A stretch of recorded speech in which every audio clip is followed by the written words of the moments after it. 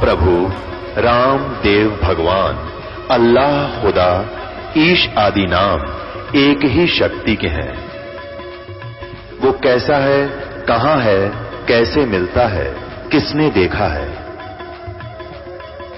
ये प्रश्नवाचक चिन्ह पूर्ण रूप से हटाने के लिए अवश्य सुनिए जगत गुरु तत्वदर्शी संत रामपाल जी महाराज के अमृत वचन, सर्व पवित्र धर्मों के पवित्र शास्त्रों के आधार पर। उठा ज्ञान ध्यान कहाँ लावे?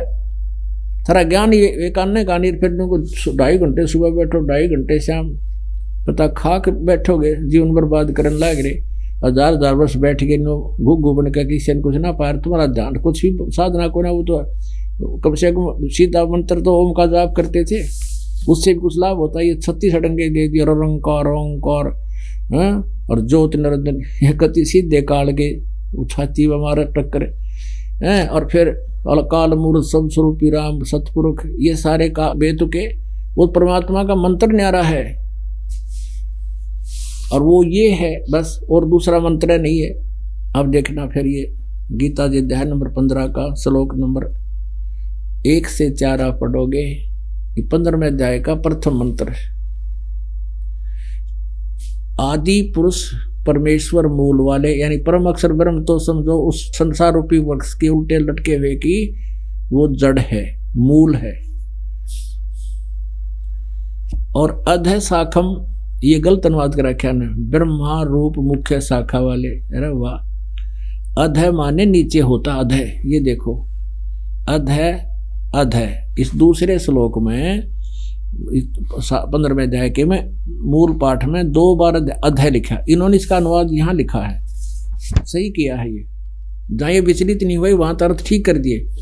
अध माने नीचे, और अध माने नीचे, अध माने नीचे, और अध माने नीचे। तो यहां लिखना था ऊर्ध्व मूलम, ऊर्ध्व मूलम अध शाखम, ऊपर को जड़ वाला और नीचे को शाखा वाला। ये संसार रूपी पीपल का वृक्ष है जो अविनाशी कहा गया है। और छंदासी यस्य प्रणानी, उसके भाग विभाग, छंद माने टुकड़े, विभाग पत्ते आदि उसके वो विभाग हैं। और ये तम वेद, जो उसको जानता है इन सब विभागों को, स वेदवित, वो तत्वदर्शी संत है, वेद के तात्पर्य को जानने वाला है। तो यहाँ है आदि पुरुष परमेश्वर मूल वाले, यानी ऊपर जड़ तो आदि पुरुष परमेश्वर परम अक्षर ब्रह्म समझो, और नीचे को शाखा वाला। ये संसार रूपी पीपल, संसार रूप पीपल के वृक्ष को अविनाशी कहते हैं, वेद जिसके पत्ते कहे गए हैं। और उस संसार रूप वृक्ष को जो पुरुष मूल सहित, यानी जड़ से लेकर पत्तों तक तत्व से जानता है, स वेदवित, वह वेद के तात्पर्य को जानने वाला है, अर्थात वो तत्वदर्शी संत समझ लेना। अब दूसरे में कहा है कि उस संसार वृक्ष की तीनों गुण रूप, तीनों गुण रूप जल से बड़ी हुई,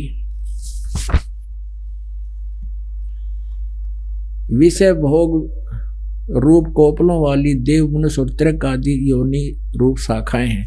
ये विषय पर वाला, यानी विषय वाकारों की समझो तीनों गुण रूपी शाखा है, वो नीचे और ऊपर ये फैली हुई है। मनुष्य लोक में कर्मों के बंधन में बांधन की भी ये मुख्य कारण है, ये मुख्य मूलानी यानी मुख्य कारण है, जो नीचे और ऊपर फैली हुई है, व्याप्त है, सभी लोकों में नहीं है। ये पृथ्वी लोक पर ज्ञान बोला जा रहा था, ऊपर स्वर्ग लोक, नीचे पाताल लोक। अब हम यहाँ कंसेप्ट क्लियर करेंगे कि तीनों गुण रूपी शाखा, ये तीनों गुण रजगुण ब्रह्मा, सदगुण विष्णु, तमगुण शिव जी है। ये दूसरे श्लोक में अधः च ऊर्ध्वं प्रसरता तस्य शाखा गुण प्रवर्धा, विषय प्रवाला अधः च मूलानी अनुसंततानी कर्मानुबंधनी मनुष्य लोके। उस संसार वृक्ष की तीनों गुण रूप शाखाएं, तीनों गुण रूप शाखा, ये शाखाएं हैं। तो ये गुण क्या है? रजगुण ब्रह्मा, सतगुण विष्णु, तमगुण शिव जी। सबसे पहले ये कंसेप्ट क्लियर करना पड़ेगा। देखिएगा मार्कंडेय पुराण, गीता प्रेस गोरखपुर से प्रकाशित है। मार्कंडेय पुराण और गीता प्रेस गोरखपुर से प्रकाशित है।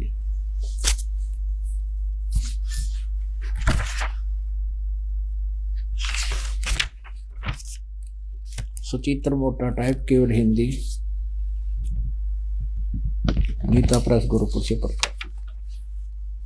इसके 120 पृष्ठ पर आपको दिखाते हैं, 123 पृष्ठ पर, 123 पृष्ठ पे। और संक्षिप्त मार्कंडेय पुराण,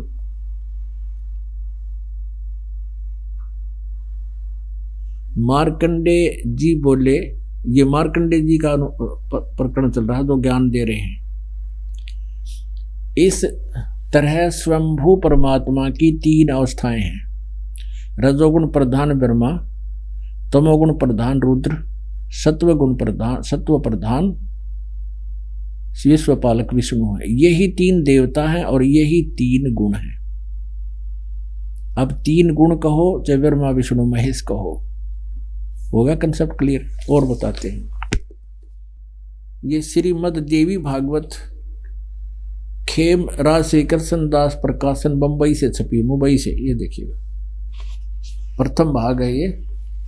अथ देवी भागवतम सभाष्टिकम सहमात्यम, खेमराज श्री कृष्ण दास प्रकाशन मुंबई 4। अब हम इसके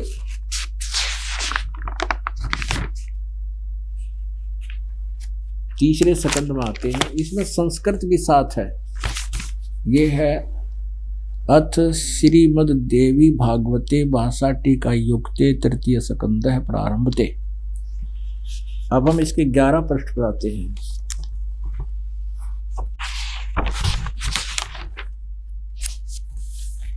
ये 11 पृष्ठ है और तृतीय सकंद है, अध्याय नंबर 5 का। यहाँ श्लोक नंबर 8वां हम पढ़ेंगे। ये 7वां यहाँ समाप्त हो गया और 8वां ये भगवान शिव बोल रहे हैं, हे माता, यदि हमारे ऊपर सदा आप दया युक्त हो तो हमको तमोगुण में किस प्रकार प्रदान किया है। ब्रह्मा रजोगुण और हरि सतगुण युक्त क्यों किए हैं, युक्त किए हैं, क्यों किए हैं। अब यहां तो हिंदी पर डीप संस्कृत पढ़ेंगे। ये देखो, ये 7वां समाप्त हुआ, 8वां हम संस्कृत भी पढ़ेंगे साथ में। यदि दया धर्मना न सदाम्बिके कथम अहम विहित है। भगवान शंकर कहते मैं क्यों बना दिया तमोगुण और कमल जय यानी कमल से उत्पन्न होने वाले ब्रह्मा जी को रजोगुण संभव है। रजोगुण क्यों बना दिया और सुविहित है किमो सतोगुण हरि, विष्णु को आपने सतोगुण क्यों बना दिया। इति सिद्धम रजगुण ब्रह्मा सदगुण विष्णु तमगुण शिव जी। अब ये आसानी से समझ में आ जाएगी आपके ये पवित्र सदग्रंथ कि यहाँ, क्योंकि ये कोड वर्ड है। ये वो मंदिर वाली वो 14 है, चांदनी 14 समझ लो, और गुम्मज में लिख रखा है वो था जमीन पर फोड़ो गुम्मज से। ये उठपटांग बना रहे इनके अर्थ, जैसे अनुत्तम का अर्थ अति उत्तम कर दिया इन्होंने 7वें अध्याय के 18वें श्लोक में। अरे तेरा गजब हो, वो ही कर दिया, गुम्मज फोड़न लाग गए ये। अब यहाँ देखो, वही श्रीमद् भगवद गीता अध्याय नंबर 15 का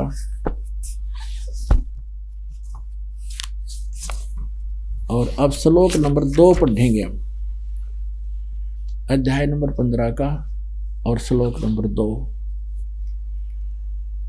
उस संसार वृक्ष की तीनों गुण रूप हैं, ये तीनों गुण रजगुण ब्रह्मा सतगुण विष्णु तमगुण शिवजी रूपी शाखा हैं। रूपी शाखाएं ऊपर और नीचे फैली हुई हैं। बस इतना ही काफी समझे। अब तीसरे में क्या कहा है, 15वें अध्याय के में गीता ज्ञानदाता कहता है इस संसार वृक्ष का स्वरूप जैसा कहा है वैसा यहां नहीं पाया जाता। यहां विचार काल में वैसा यहां विचार काल में नहीं पाया जाता। यानी तेरे और मेरे इस गीता जी के डिस्कशन में मैं तुझे इस संसार रूपी वृक्ष का के बारे में नहीं बता सकता। इसके सभी विभागों को तो तत्वदर्शी संत बतावेगा। उनसे पूछो यहाँ सिर्फ इसने क्या बताया, ऊपर को जड़ और नीचे को तीनों गुण रूपी शाखा वाला संसार रूपी वृक्ष है। बाकी जो उसके तत्व उसके सभी विभागों को बता देगा। स वेदविद, ये 15वें अध्याय का प्रथम श्लोक में बताया है कि उससे पूछो, वो वेदविद है, वो बताओगा इसके सब छंदासी यस्य प्रणानी ये तम वेद स वेदविद। तो यहाँ इसने सिर्फ इतना बताया कि यहाँ तेरे मेरे विचार काल में, अब ये तीसरे में 15वें अध्याय का, इस संसार वर्ष का स्वरूप जैसा कहा है वैसा यहाँ विचार काल में नहीं पाया जाता। यानी तेरे मेरे डिस्कशन में मैं नहीं जानता, नहीं बता पाऊंगा, क्योंकि इसका मुझे आदि और अंत का अच्छी तरह ज्ञान नहीं, कोई स्थिति नहीं है। इससे तेरे लिए, इसलिए इस सुविरूढ़ मूलम, इस अति दृढ़ मूल वाले, ये नहीं अति दृढ़ यानी ऊपर जड़ जो है वो स्थायी रूप में सनातन स्थान है, और सनातन परमात्मा है, वो शाश्वत स्थान है, वो दृढ़ है, वो कभी नाश में नहीं आता। अति दृढ़ मूल वाले यानी जिसके ऊपर जड़ जो रूपी भगवान पुरुष की समझो वो ऊपर का पोर्शन है वो अविनाशी है। संसार रूपी पीपल के वृक्ष को इस दृढ़ असंख्य शस्त्रेण का अर्थ है यहाँ पर तत्व ज्ञान रूपी शस्त्र द्वारा काटकर, वैराग नहीं, तत्व ज्ञान रूपी शस्त्र द्वारा काटकर उसके पश्चात चौथे में,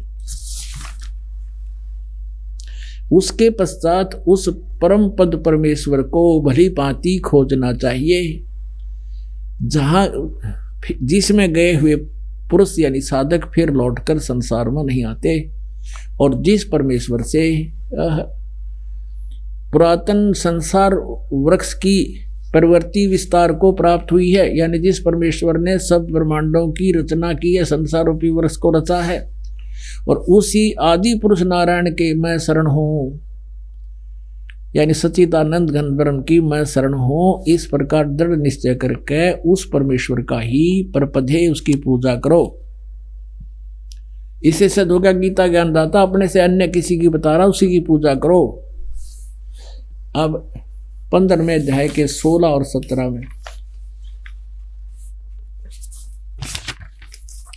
ये 15वां अध्याय चल रहा है और 16 और 17 ये 16 है।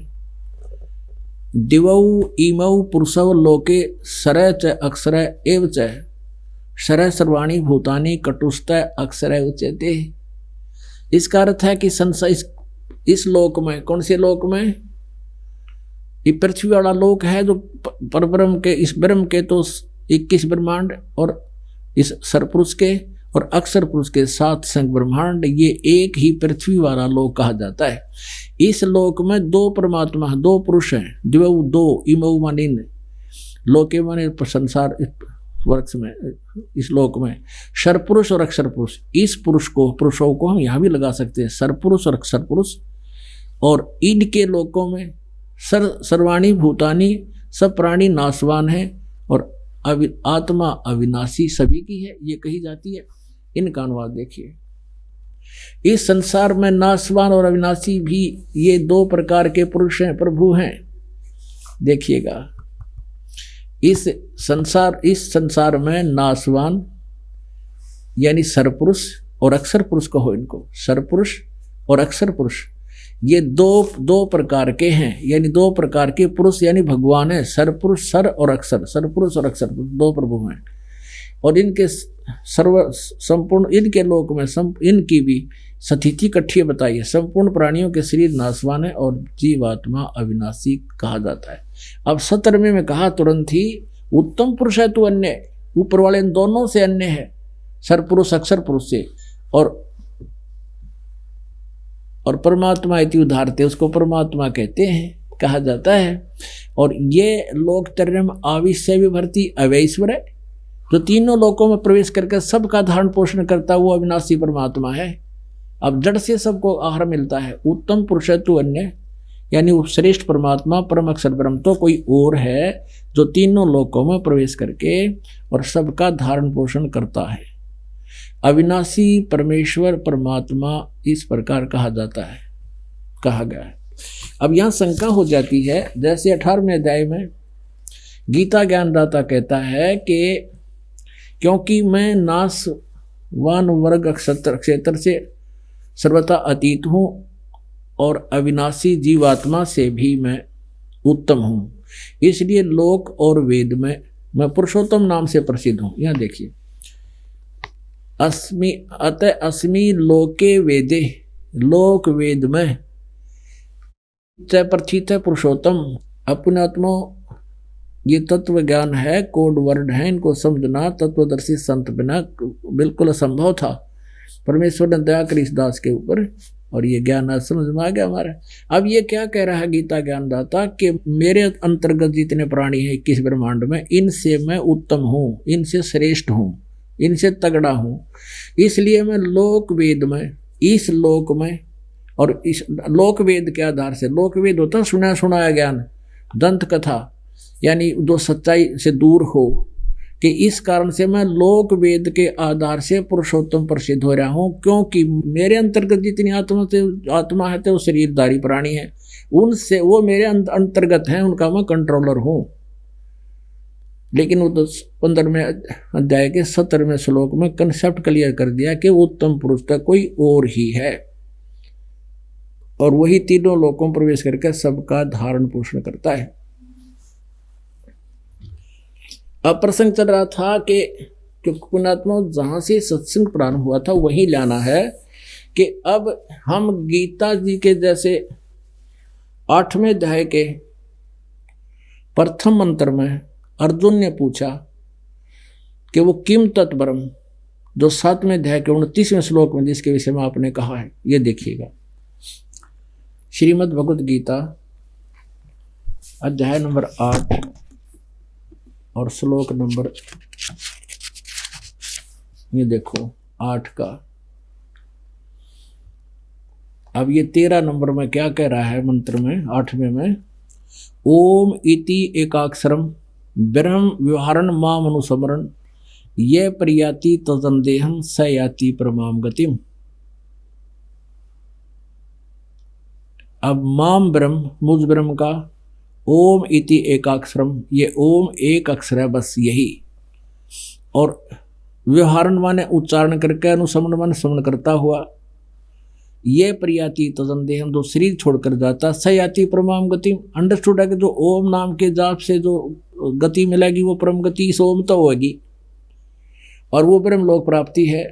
अब 8वें अध्याय के 16वें श्लोक में देखिएगा कि हे अर्जुन, ब्रह्मलोक पर्यंत सब लोग पुनरावर्ती में हैं। इन्होंने यहाँ टिप्पणी की है स्टार से नीचे, अर्थात जिनको प्राप्त होकर पीछे संसार में आना पड़े ऐसे पुनरावर्ती कहते हैं। तो यहाँ ब्रह्मलोक में गए हुए प्राणी भी पुनरावर्ती में फिर आना पड़ेगा, तो पूर्ण मोक्ष नहीं वैसे। अब यहाँ इन्होंने अनुवाद गलत किया है कि कुंती पुत्र, मुझको प्राप्त होकर पुनर्जन्म नहीं होता। अब यहाँ इसका मूल संस्कार देखो, अब्रह्म भुवनाथ लोका पुनरावर्तिन अर्जुन माम उपेत तु कौनते पुनर्जन्म न विदते।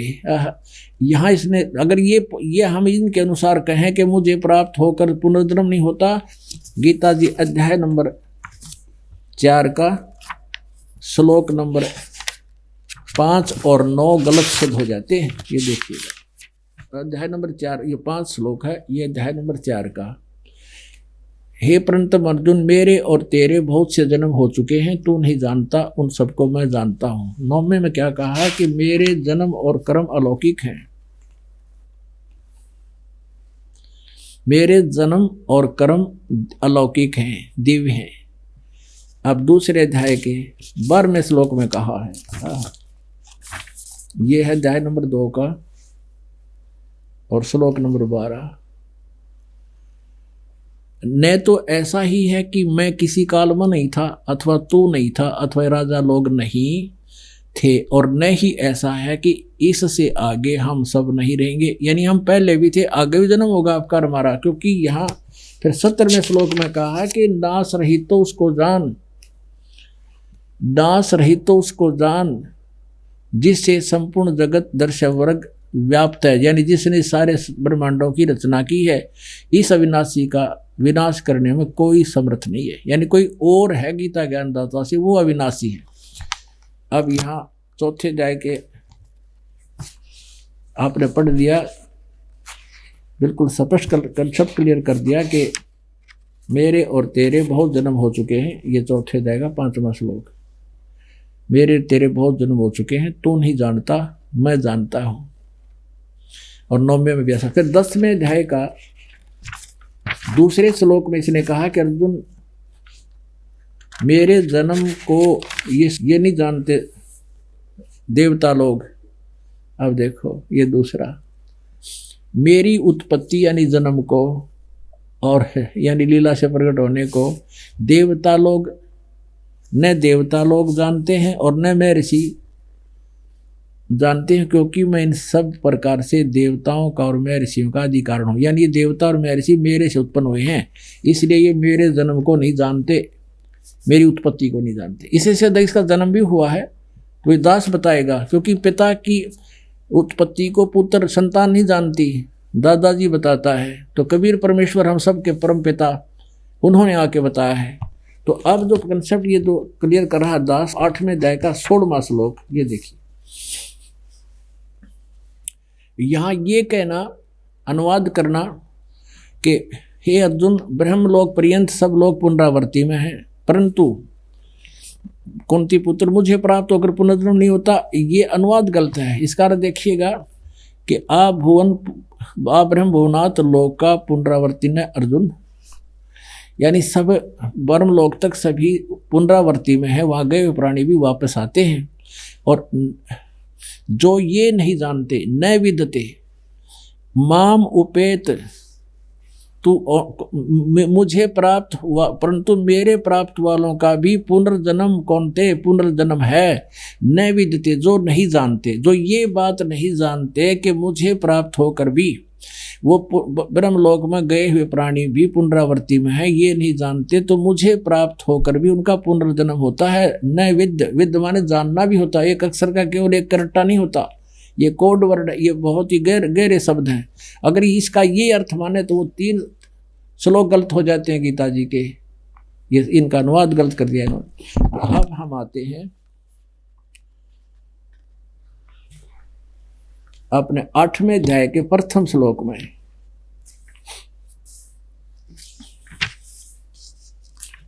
8वें अध्याय का प्रथम, अब आपने 13वां पढ़ लिया, अब प्रथम 8वें अध्याय का ये प्रथम श्लोक।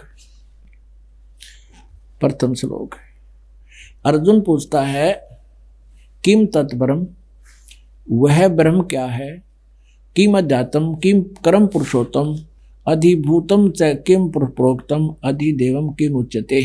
अब यहाँ देखिएगा बिल्कुल साथ में, ये 7वां अध्याय के 30 मंत्र हैं, ये यहाँ समाप्त हो जाता है। और देखो ये बना रहे इसका रेल, हरि ओम तत्सत, हरि ओम तत्सत, ये गुम्बद फोड़नीय थे सारे, ये देखो। अब यहाँ देखना, अब 30 और 29 में क्या प्रश्न किया है, क्या ज्ञान दिया है गीता ज्ञानदाता ने, कि जो मैंने तुम्हें ज्ञान बताया है कि तत्वदर्शी संत की खोज करके फिर तत्व ज्ञान समझो। तो ये कहता है कि मेरे जरा मरण मोक्षाय माम आश्रित है, ये 7वें अध्याय का ये 29वां मंत्र है। जरा मरण मोक्षाय माम आश्रित है, मेरे इस ज्ञान का आश्रय कर लेगा जो कि भी तत्वदर्शी संत की खोज कर लेगा, फिर वो जरा मरण मोक्षाय यतंती, ये जो मेरे ज्ञान के आश्रित होकर तत्वदर्शी संत को प्राप्त करके वो केवल जरा और मरण से मोक्ष माने छुटकारे का ही यतंती प्रयत्न करते हैं। और ते वो कौन करते हैं, ते ब्रह्म विदु तत्, ते ब्रह्म तत्व विदु, यानी उस तत्व ब्रह्म को विदु माने जानते हैं, कर्षण माने सारे दातम को, कर्म से अखिलम और सब कर्मों से परिचित है।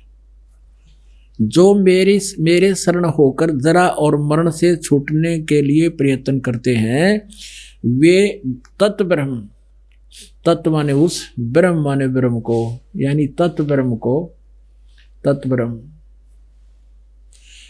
संपूर्ण दातम को तथा संपूर्ण कर्मों को जानते हैं। और जो पुरुष अधिभूतम, अधिदेव सहित तथा अधियज सहित सब का आत्मरूप मुझे अंत काल में जानते हैं, तो वो मुझे ही जानते हैं। कि जो उस परमात्मा तत्व ज्ञान समझ कर उसको समझ गए हैं वो तो उसको समझ कर फिर छुटकारा चाहते हैं, और जो केवल सब कुछ मुझे मानते हैं वो केवल मुझे ही जानते हैं, यानी वो गलत गाइड है। अब 8वें अध्याय साथ ही है ये। 8वें अध्याय के प्रथम मंत्र में अर्जुन ने पूछ लिया फिर किम तत्परम, वो तत्परम क्या है, इसका उत्तर दिया 8वें अध्याय के 3रे श्लोक में। 8वें अध्याय के 3रे श्लोक में कि वह परम अक्षर ब्रह्म है। अपनात्मा। अब 5वें श्लोक में कहा है कि जो 8वें अध्याय के 5वें श्लोक में कहा है कि जो पुरुष अंत काल में मुझको ही स्मरण करता हुआ शरीर त्याग कर जाता है वह मद भावम, ये मेरे साक्षात रूप को नहीं, मद भावम याति, मेरे भाव में वो को प्राप्त होता है और मेरे में उसकी आस्था बनी रहती है, इसमें संशय नहीं है। अब 6 में तो ये कहा है कि ये एक नियम है कि जो व्यक्ति अंत समय में जिसका भी सेवन करता हुआ, 6 में कुंती पुत्र अंत काल में जिस भी भाव को समन करता हुआ शरीर का त्याग करता है तो उसको ही प्राप्त होता है, सदा उसी भाव से वो भावित रहता है। अब 7वें में कहा है कि इसलिए अर्जुन तू सब समय में निरंतर मेरा स्मरण कर और युद्ध भी कर, यानी मेरा स्मरण भी कर, युद्ध भी कर, और मुझे अर्पण किए हुए मनबुद्धि से हो निसंदेह तो मुझे ही प्राप्त होगा। अब 8वें में कमाल कर दिया,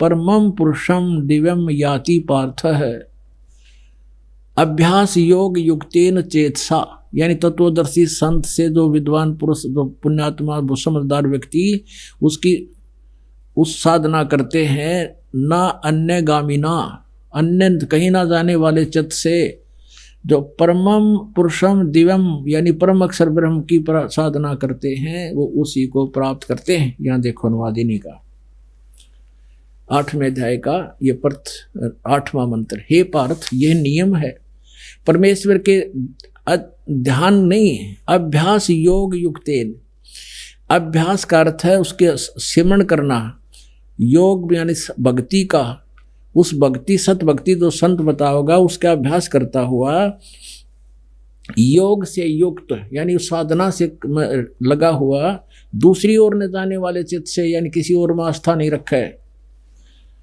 निरंतर चिंतन करता हुआ उस परम दिव्यम पुरुष याति, उस परमम दिव्यम पुरुषम याति, उस परम पुरुष मूल पर आदि पुरुष परमेश्वर मूल वाले उस परम अक्षर ब्रह्म को प्राप्त होता है। और 9वें में उसका संकेत भी कर दिया, कव्यम पुराणम अनुशासिताराम अणो अणियांसम अनुसमर्तेय सर्वस्य धाताराम अचिंत रूपम आदित्य वर्णम तमस्य प्रस्तात्, अज्ञान रूप अंधकार में वो बहुत दूर है, उसको नहीं जानते, वो आदित्य वर्णम यानी सूर्य की तरह तेजों में साकार है, और कव्यम है वो कव्यम। ये तो अब चैप्टर दूसरा लंबा बन जाएगा, इसको नहीं छेड़ते, इतना ही लेंगे। जो पुरुष सर्वज्ञ कवियम कबीर, जो पुरुष सर्वज्ञ अनादि सबके नियंता, सूक्ष्म से अति सूक्ष्म सबके धारण पोषण करने वाले अचिंत स्वरूप और सूर्य के सदृश चेतन नित चेतन प्रकाश रूप, अविद्या से अति परे यानी जो उसको कुछ नहीं कोई नहीं जानता, उस सच्चिदानंद घन परम परमेश्वर का श्रवण करता है। वह भक्ति युक्त पुरुष अंत काल में भी योग बल से बरकुटी के माध्यम से प्राणों को अच्छी प्रकार स्थित करके, फिर अब योग बल का अर्थ होता है भक्ति की शक्ति से, जो साधना तुम करोगे उसमें जैसे टायर में हवा भर जाती है, नो भर जाएगी आपकी आत्मा में, उस भक्ति की शक्ति के से योग बल से बरकुटी के माध्यम में प्राणों को यानी श्वासों को अच्छी प्रकार स्थापित करके, फिर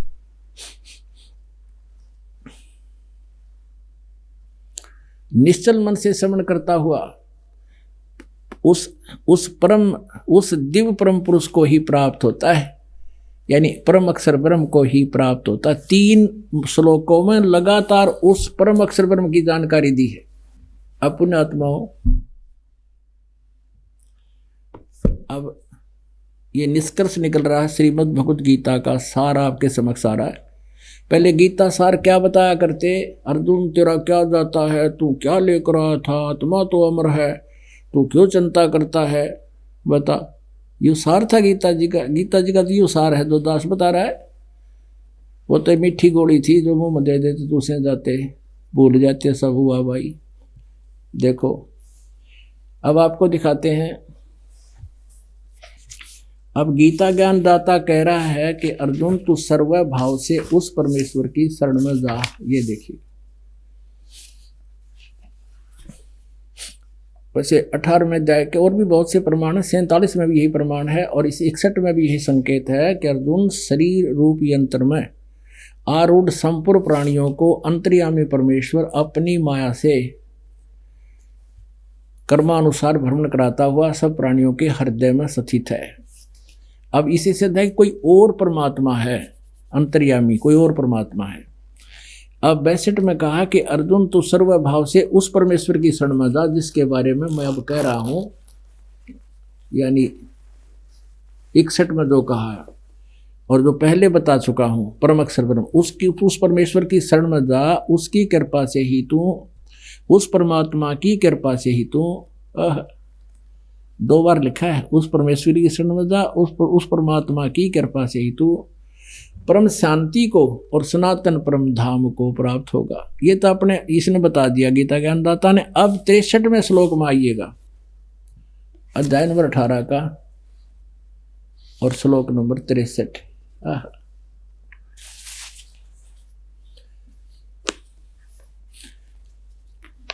इस प्रकार यह गोपनीय से अति गोपनीय ज्ञान मैंने तुझे कह दिया। गोपनीय से भी अति गोपनीय, गुहात गुहात्रम कति, यानी गीता का ज्ञान बता दिया तेरे ताई, तुझे कह दिया। अब तू इस रहस्य युक्त ज्ञान को पूर्णतः भली भांति विचार ले कर, जैसा चाहता है वैसा कर।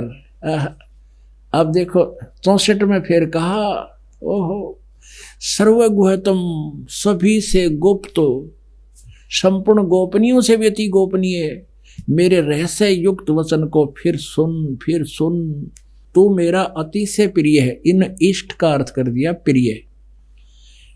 अब यहां देखो फिर, सर्वगुहतम भूय शरणु में परम वचः है।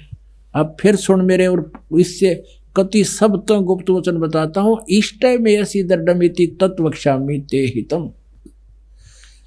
इष्ट माने मेरा पूज्य देव है, असी माने है, दृढ़ माने कति नो डाउट, इति माने यही जो मैं पहले बता चुका हूं आपको 62वें श्लोक में। वो मेरा इष्ट देव है और ये तेरे हित में कहता हूं, तेरी समझ में आ जाता उसकी ट्राई कर ले, पर मैं ना जा बता सकता उसके बारे में है। अरे इन्होंने इष्ट का अर्थ कर दिया प्रिय।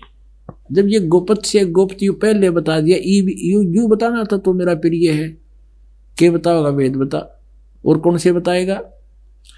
अब इससे बता दिया कि ये बता दिया कि गोपनीय से गोपनीय, गुप्त से गुप्त, ये कदा सबसे गुप्त और बताऊं एक सबसे गुप्त, ये मेरा इष्ट देव है। इष्टसी वेदरडम। अब यहां 65 में मैं कहता 18वें अध्याय के में,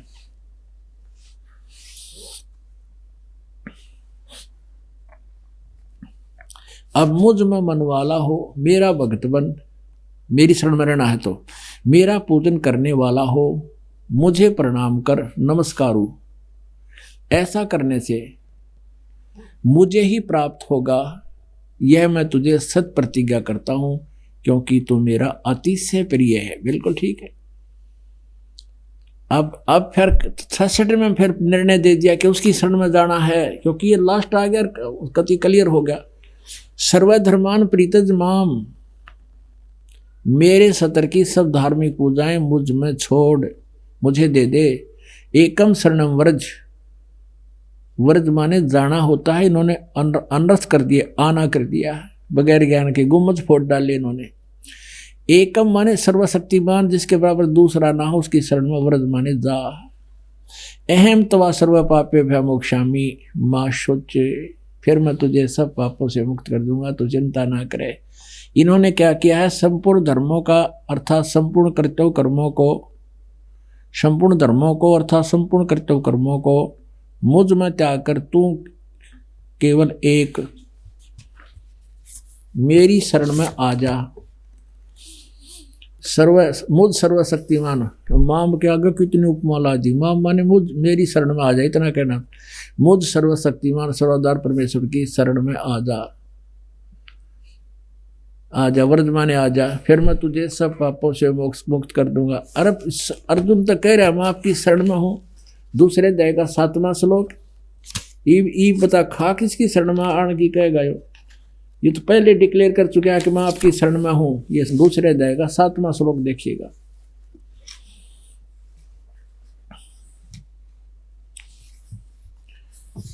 कार्यता रूप दोष से अपहत हुए स्वभाव वाला धर्म के विषय में मोहित हुआ मैं आपसे पूछता हूं, जो साधन निश्चय कल्याणकारक हो वह मेरे लिए कहिए, क्योंकि मैं आपका शिष्य हूं, इसलिए आपके शरण हुए मुझको शिक्षा दीजिए। मैं तो आपकी शरण हूं, मैं आपका शिष्य भी हूं और आपकी शरण हूं मैं पहले से ही। ईब के मेरी शरण में आ जा। तो अपने आत्माओं, अब इन्होंने वर्धमाने जाना कर दिया, क्योंकि ये तत्व ज्ञान से अपरिचित थे। इन्होंने गुम्बद फोड़ दिए। वस्तु कहाँ खोजे कहाँ किस विद लागे हाथ, एक पलक में पाइए भेदी ले ले साथ। बोलो सतगुरुदेव की जय।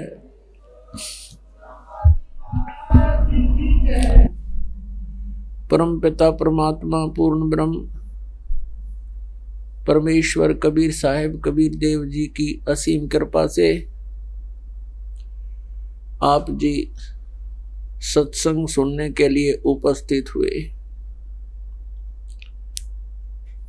परमात्मा पूर्ण ब्रह्म जो सर्व ब्रह्मांडों के रचनहार हैं वो कबीर साहिब हैं, कबीर देव जी। ये कौन से कबीर जी हैं? जो कलयुग के अंदर विक्रमी संवत 1455 सन 1398 ज्येष्ठ सुदी पूर्णमासी को सतलोक से चलकर अपने सनातन परम धाम से, उस मुक्ति धाम से चलकर यहाँ काल के लोक में पृथ्वी लोक पर आए और एक लहर तारा नामक तालाब के अंदर विकसित कमल के फूल पर वो परमात्मा एक शिशु रूप धारण करके विराजमान हुए। एक छोटे बालक का रूप धारण करके वहां पर कमल के फूल पर विराजमान हो गए। वहां से एक निसंतान दंपति, जुलाहा दंपति नीरू और नीमा, जो सुबह सुबह स्नान करने के लिए गए थे, परमात्मा को वहां पाकर के बड़े खुश हुए, अपने घर ले गए।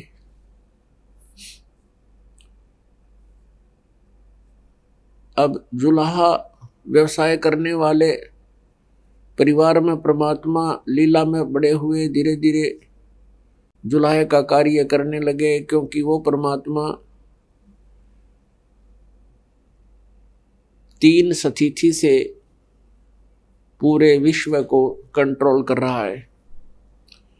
एक शरीर में, एक रूप में वो सतलोक में रहते हैं, स्थायी रूप में जिनका एक रोमकूप की रोशनी करोड़ सूर्य करोड़ चंद्रमा मिला दे उससे भी अधिक है। इतना तेज है, इतना नूर है, इतना प्रकाश है प्रभु का के शरीर का।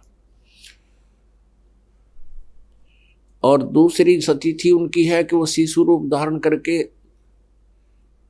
प्रत्येक युग में एक ऐसा जीवन लीला करके जाते हैं जैसे एक जन साधारण जन्म लेता है, फिर धीरे धीरे बड़ा होता है और फिर अपना कार्य करके अपना जीवन निर्वाह करता है।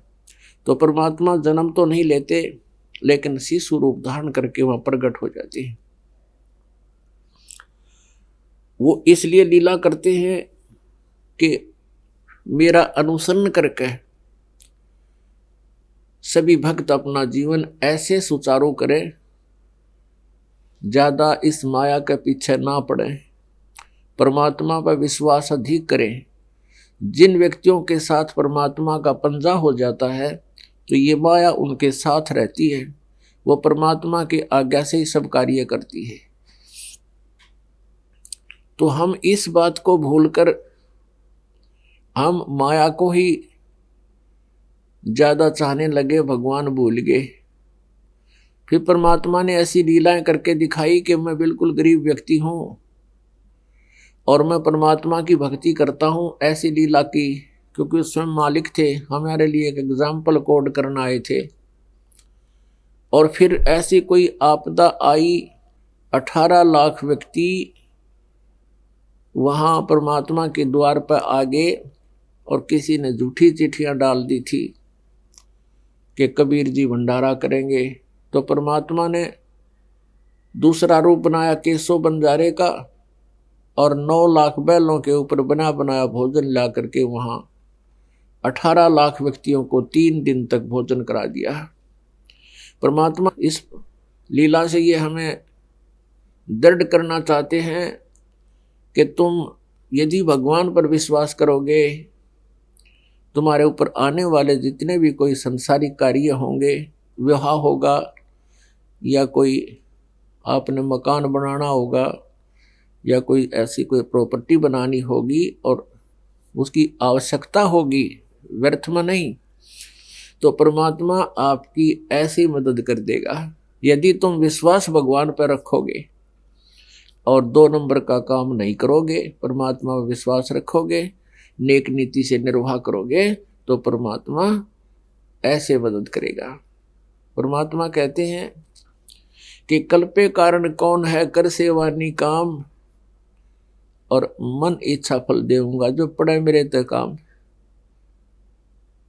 अपने आत्मा आप निस्वार्थ भाव से भक्ति कर रहे हो, दान धर्म भी कर रहे हो, और भगवान का काम कहाँ होता है? वैसे तो पल पल में उसी के सहयोग है, लेकिन हमें पता कहाँ लगता है भगवान के सहयोग का? जैसे आपका बालक या आपका कोई परिवार का सदस्य या स्वयं आप कहीं जा रहे हो, दुर्घटना हो जाती है, तो वहां धनी का काम होता है। वहां पर रक्षा भगवान के बिना कोई नहीं कर सकता, ना भाई कर सकता, ना बहन कर सकती, ना कोई और जिसकी हम आड़ ले करके भगवान भूल जाते हैं। कोई समर्थ, कोई बड़ा जिसको हम माया का धनवान मानते हैं, या कोई राजनेता अधिकारी की हम आड़ ले करके भगवान भूल जाते हैं, तो वहाँ हमारी कोई मदद नहीं कर सकता, वहाँ धनी का काम होता है। तो परमेश्वर कबीर साहब जी कहते हैं कि कल्पे कारण कौन है, तू कर सेवा निकाम, निष्काम भाव से पूजा कर भगवान की, और मन इच्छा फल दूंगा, जो पड़े मेरे ते काम। जब मेरे से काम पड़ेगा, जब पड़े धनी से काम, तो आपकी वो मदद करेगा। तो पुण्यात्माओं, ये वो परमात्मा 3 सतिथि से अपनी लीला करते हैं शरीर में। अब दूसरी सतिथि है उनकी कि वो एक शिशु रूप धारण करके प्रकट होते हैं, अच्छी आत्माओं को मिलते हैं। नीरू और नीमा बहुत नेक आत्मा थे, निस्वार्थी थे, केवल अपना रोजी रोटी ही तक अपना धंधा करते थे, बाकी का पैसा धर्म पुण्य में लगा देते थे। जुलाहे का जो कार्य करके जो बुनाई का पैसा मजदूरी आती थी, उसको जितना आवश्यक था दोनों को उतना रख लेते थे, बाकी का धर्म भंडारा कर देते थे। तो ऐसी नेक आत्माओं को परमात्मा मिलते हैं और उनको आगे भक्ति के लिए अग्रसर करते हैं, दृढ़ करते हैं। और उनका मूल उद्देश्य ऐसे आने का क्या होता है कि अपने तत्व ज्ञान को, जो पूरे विश्व में समाप्त हो चुका होता है, यथार्थ ज्ञान को पुनः स्थापित करते हैं, पुनः प्रदान करते हैं, और एक तत्वदर्शी संत की भूमिका वो परमात्मा स्वयं ही करते हैं। तो उस परमात्मा की तीसरी सतिथि उनकी क्या है? जैसे ऋग्वेद मंडल नंबर 9 और सूक्त नंबर 1 के मंत्र नंबर 8 और 9 में कहा कि इसमें कहा है कि परमात्मा 3 प्रकार के मधुर यानी सुंदर शरीर, सुखमय शरीर या दूसरों को सुख देने के लिए 3 प्रकार से शरीर में लीला करता है। तो तुरंत ही ऋग्वेद मंडल नंबर 9 सूक्त 1 मंत्र 9 में कहा है कि वो परमात्मा जब शिशु रूप धारण करके प्रकट होता है उस समय उनकी परवरिश की लीला कंवारी गाय से होती है। कंवारी गाय दूध देती है तब वो भगवान पीता है। ऐसा ही हुआ था। कबीर भगवान जब आए थे 25 दिन के हो गए थे, कोई दूध जलपान नहीं कर रहे थे, अधूरूप बनाकर प्रकट हुए और परमात्मा से उनकी वार्ता हुई। जब 25 दिन के बालक से 25 दिन का बालक बोल रहा है, नीरू नीमा अचंभित हो रहे हैं।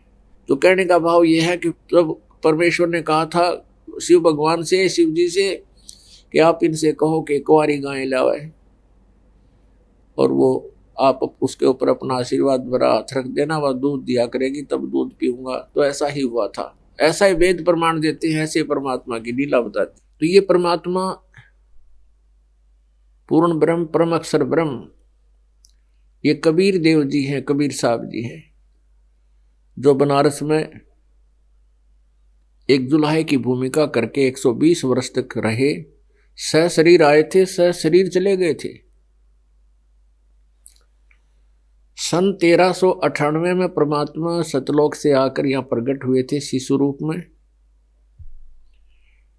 और सन 1518 में 120 वर्ष तक यहाँ अपना प्रचार करके, और जो परमात्मा लीला किया करता है सदग्रंथ बताते हैं, वो लीला वही भगवान करता है, अन्य नहीं कर सकते।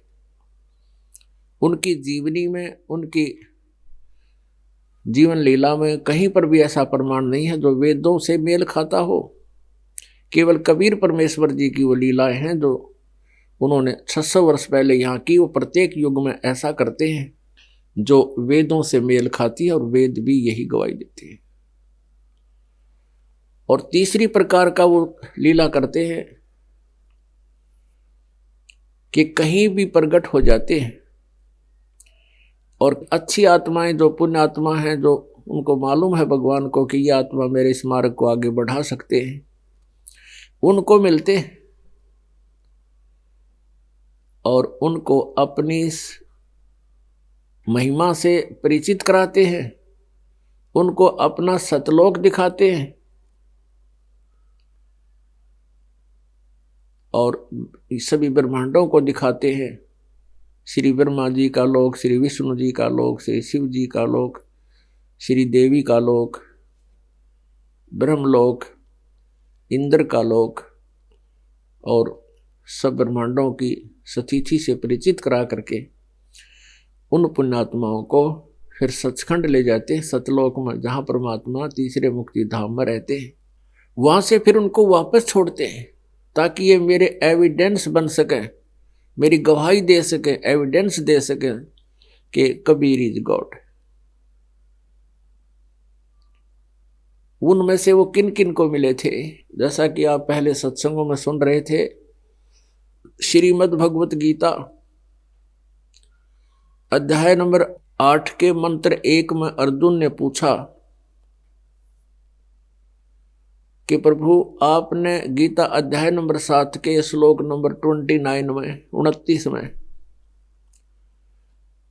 ये कहा है कि जो व्यक्ति जरा और मरण से छूटने का ही प्रयत्न करते हैं, जरा मीन वृद्ध अवस्था और मरण माने मृत्यु के, जो बुढ़ापे के दुख से और मृत्यु के दुख से ही छूटने का जो प्रयत्न करते हैं, केवल इसी उद्देश्य से भक्ति साधना करते हैं,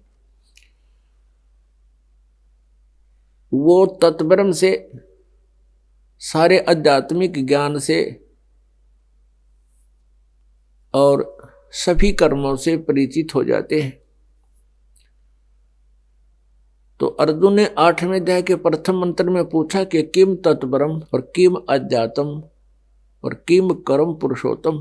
तो वो तत्व ब्रह्म क्या है, कौन है, जिसकी जानकारी होने पर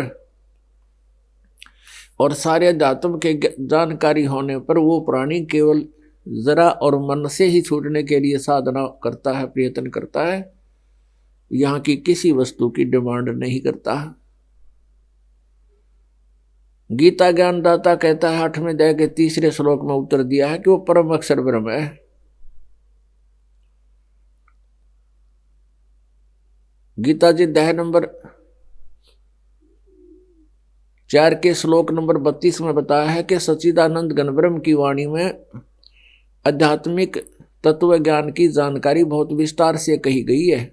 वो तत्व ज्ञान है जो सच्चिदानंद घन ब्रह्म की वाणी है, कबीर वाणी है, जो भगवान ने स्वयं अपने मुख से आकर बोली है। ब्रह्मणे मुखे, उसमें मूल पाठ में है ब्रह्मणे मुखे, यह इन्होंने अनुवाद गलत किया है, वेद की वाणी कर दिया ब्रह्मणे मुखे का, ये ऐसा नहीं करना था। इसका अर्थ है सच्चिदानंद घन ब्रह्म, क्योंकि 17वें अध्याय के 23वें श्लोक में गीता जी में ब्रह्मणे शब्द है, वहां इन अनुवादकर्ताओं ने ब्रह्मणे का अर्थ किया सच्चिदानंद घन ब्रह्म, यानी परम अक्षर ब्रह्म। परम अक्षर ब्रह्म जो है वो स्वयं ही यहाँ आता है, सतलोक से चलकर, अपने परम धाम से चलकर, शाश्वत स्थान से चलकर, सनातन परम धाम से गति करके वो यहाँ प्रकट होता है, प्यारी आत्माओं को मिलता है और फिर अपने मुखारविंद से उनको ज्ञान से तृप्त करता है। ये वेद गवाही दे रहे हैं। और वो लीला परमात्मा ने 600 वर्ष पहले की थी। तो वो परमात्मा जो अपनी सच्चिदानंद घन ब्रह्म की वाणी में वो अपना यथार्थ ज्ञान देते हैं, ये वेद बता रहे। तो 4 अध्याय के 34वें श्लोक में कहा कि अर्जुन, उस ज्ञान को तू तत्वदर्शी संतों से जाकर समझ और उनको दंडवत प्रणाम करने से, कपट छोड़कर उनकी नम्रतापूर्वक प्रसन्न करने से वो तत्वदर्शी संत तुझे उस परमात्म तत्व का ज्ञान कराओगे। किसका? उस परम अक्षर ब्रह्म का। 15वें अध्याय के 1 से लेकर 4 में तत्वदर्शी संत की पहचान भी बताई है और उसके बाद ये बताया है कि तत्वदर्शी संत की प्राप्ति के पश्चात परमेश्वर के उस परम पद की खोज करनी चाहिए, जहां जाने के बाद साधक फिर लौटकर कभी संसार में नहीं आते हैं। 15वें अध्याय के 16 और 17 में 3 पुरुषों के बारे में, भगवानों के बारे में जानकारी है, सरपुरुष और अक्षर पुरुष। सरपुरुष ये 21 ब्रह्मांड का स्वामी है, अक्षर पुरुष ये 7 संग ब्रह्मांड का प्रभु है। ये दोनों नाशवान हैं और इनके अंतर्गत जितने प्राणी हैं वो भी नाशवान है, केवल जीव आत्मा सभी के अमर है।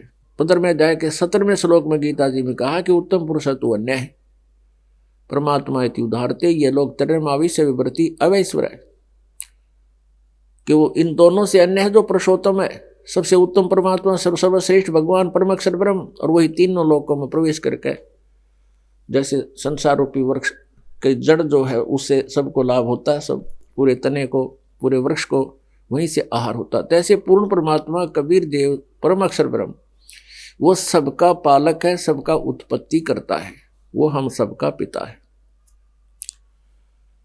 अब गीता जी अध्याय नंबर 4 के श्लोक नंबर 5 और 9 में, अध्याय नंबर 2 के श्लोक नंबर 12 में, गीता अध्याय नंबर 10 के श्लोक नंबर 2 में गीता ज्ञानदाता कहता है, मेरे और तेरे बहुत जन्म हो चुके, तू नहीं जानता, मैं जानता हूं, मेरे जन्म और कर्म दिव्य हैं। 15वें अध्याय के 4 श्लोक में कहा है कि जब तुझे तत्वदर्शी संत प्राप्त हो जाए, उसके पश्चात उस तत्व ज्ञान रूपी शस्त्र से अज्ञान रूपी सारे झंझट न काट के उसके पश्चात, यानी इस ज्ञान को समझकर उसके पश्चात परमेश्वर के उस परम पद की खोज करनी चाहिए, जहां जाने के बाद साधक फिर लौटकर कभी संसार में नहीं आते। 18वें अध्याय के 62वें श्लोक में फिर कहा है कि अर्जुन, तू सर्वभाव से उस परमेश्वर की शरण में जा और उसी परमात्मा की कृपा से तू परम शांति को और सनातन परम धाम को प्राप्त होगा। अपने आत्माओं, अब वो परमात्मा परम अक्षर ब्रह्म कौन है जो यहां आता है, अपनी लीला करता है, अच्छी आत्माओं को मिलता है, वो कौन है, उसकी आइडेंटिफिकेशन क्या है? जब वो वहां गति करके आता है तो यहां कोई किसी रूप में तो अवश्य होगा। अब ज्ञान भी बताता है तो पशु पक्षी तो हो नहीं सकता, वो मनुष्य ही होगा। यानी परमात्मा साकार है, नर आकार है, हमरे ही उनिहार है, हमारा सृजनहार। जिनको परमात्मा मिला उन महापुरुषों ने कहा कि हमारा सृजनहार हमारे ही उनिहार है। हुनिहार माने हमारी शक्ल जैसा है, यानी मानव रूप सदृश्य है, मनुष्य तुल्य है उनका स्वरूप। उन पुण्यात्माओं को जिनको ऋग्वेद मंडल नंबर 9 और सूक्त नंबर 86 मंत्र नंबर 26 और 27 में, ऋग्वेद मंडल नंबर 9 सूक्त 82 मंत्र 1, 2, 3 में, ऋग्वेद मंडल नंबर 9 सूक्त 96 के मंत्र 16 से 20 में, और भी ऋग्वेद मंडल नंबर 9 सूक्त नंबर 1 मंत्र 8, 9 में, ऋग्वेद मंडल नंबर 9 सूक्त 20 मंत्र 1 में, और भी अनेकों स्थानों पर ये कहा गया है कि वो परमात्मा कबीर देव गति करके बिजली जैसी तीव्रता से, जैसे आकाशीय बिजली गिरती है एकदम सेकंडों में, तो ऐसे इस गति से वो परमात्मा सनातन परम धाम से सचखंड से चलकर गति करके आता है। या अच्छी आत्मा को, जो दृढ़ भक्त होते हैं, उनको मिलता है, उनको ज्ञान देता है। आपको बताया कि 3 सतिथि हैं भगवान की, तो एक रूप में सतलोक में रहते हैं सचखंड में, और दूसरे डबल रोल में वो एक शिशु रूप धारण करके लीला करते हैं। तब नीरू और नीमा को बनारस में प्राप्त हुए कलयुग में, वो अच्छी आत्मा को। आदरणीय धर्मदास साहिब जी को मथुरा में वो आए हुए थे, साधना करने के उद्देश्य से परमात्मा की खोज कर रहे थे। हिंदू धर्म में जन्म था उनका, पुण्यात्मा थे, बहुत पैसे वाले धनी थे, और फिर भी मालिक की चाह न्यारी थी, तो बहुत पुण्यकर्मी प्राणी थे, दृढ़ भक्त थे, अटल थे अपने उस गलत ज्ञान पर। फिर परमात्मा उनसे आकर मिले, उनको समझाया था। आदरणीय मलुकदास साहिब जी को मिले, आदरणीय नानक साहिब जी को मिले, आदरणीय दादू साहिब जी को मिले, आदरणीय गरीबदास साहिब जी हरियाणा के अंदर, गांव छुडानी, जिला झज्जर, हरियाणा के अंदर। आदरणीय गीसा साहिब जी को मिले, गांव खेकड़ा, जिला मेरठ, उत्तर प्रदेश में। और उन महापुरुषों ने ठोक कर गवाही दी है कि वो धानक जो काशी में परमात्मा कबीर जी आए थे, वो पूर्ण परमात्मा हैं, वो परम अक्षर ब्रह्म हैं, वो अकाल मूर्त हैं, और शब्द स्वरूपी राम है, वही सतपुरख हैं। वही परम अक्षर ब्रह्म कहो, अकाल मूर्त कहो। अब ये कुछ पंथ हैं जो कहते हैं परमात्मा निराकार है, हर नाम देते हैं अकाल मूर्त, शब्द स्वरूपी राम, सतपुरख। अकाल मूर्त का क्या अर्थ होता है? मूर्ति साकार परमात्मा, यानी मूर्तिमान भगवान, जिसकी मूर्ति का, जिसके शरीर का, स्वरूप का कभी नाश ना हो। और सतपुरुष भी उसी को कहते हैं, अविनाशी प्रभु। और शब्द स्वरूपी राम का अर्थ भी यही है, क्योंकि शब्द का नाश नहीं होता, वो परमात्मा केवल परमेश्वर ही है जो शब्द रूप है, यानी अविनाशी रूप है। अब इन महापुरुषों ने परमात्मा की गवाही दी, इनमें से कुछ एक का उदाहरण देते हैं। तो अब हमारे सदगुरु बताते हैं कि एक परम अक्षर ब्रह्म है। गीता ने नाम क्लियर किया तो है, लेकिन 8वें अध्याय के 9वें श्लोक में किया है कि वो कवियम, और यहां इतना क्लियर नहीं हो पाया तो वेदों ने उसको क्लियर कर दिया। पवित्र 4 वेदों ने ये बिल्कुल स्पष्ट कर दिया, प्रमाणित कर दिया कि वो कबीर देव है। हम उसे कबीर देव, हम उसको कबीर देव कहने लगे। वह को हम वह बोलते हैं अपनी लोकल लैंग्वेज में, विशेषकर भारतवर्ष में। जो हिंदी पंजाबी भाषी क्षेत्र हैं उनमें वह को वह बोलते हैं, तो हम उसको कबीर बोलते थे। कबीर साहब, देव माने भगवान, कबीर कबीर हम कबीर कहने लगे। इन्होंने वेदों के अनुवादकर्ताओं ने उस कबीर देव को कवि बना लिया, कवि। अब उस परमात्मा का नाम कवि है, ये समझ लो। हम उसको कबीर कवि बोलने लगे, कवि। लेकिन वेदों से ही जैसे कबीर देव है तो हम कबीर देव कहने लगे, कबीर देव।